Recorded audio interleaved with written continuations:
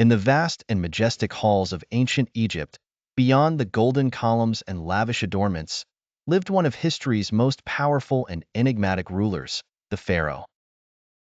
Raised and revered as a god among men, Pharaoh claimed the divine right to rule over the land of the Nile. His word was law, and his power seemed absolute. But in the golden throne room, where whispering courtiers awaited his decree, a whisper of doubt began to loom large. Moses, his adopted brother turned adversary, a prophet sent by the God of Israel, stood before him with an unyielding resolve. Moses, with his staff that had turned into a serpent, brought forth plagues that struck fear into the hearts of Pharaoh's people. The Nile turned to blood, amphibians filled the streets, and pestilence spread like wildfire.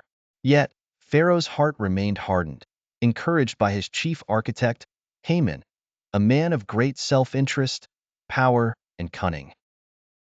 Haman's whispers fueled Pharaoh's obstinance and pride. Plagued by the signs and wonders Moses performed, Pharaoh found his nights restless, lost in contemplation and doubt. Who was this God of Israel that his gods could not defeat?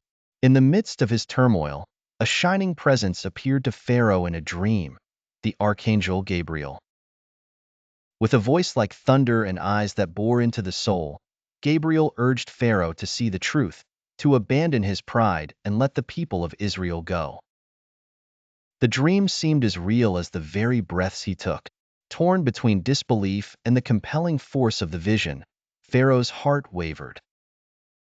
As days turned into weeks and more miracles unfolded, the locusts, the darkness, and finally the death of the firstborns, Pharaoh stood on the precipice of humility and surrender.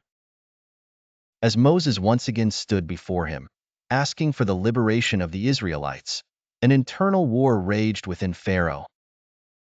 Would he, the God-king, defy the counsel of Haman and listen to the voice in his dream? For the first time, doubt crept into his voice, cracking the veneer of his once unshakable confidence.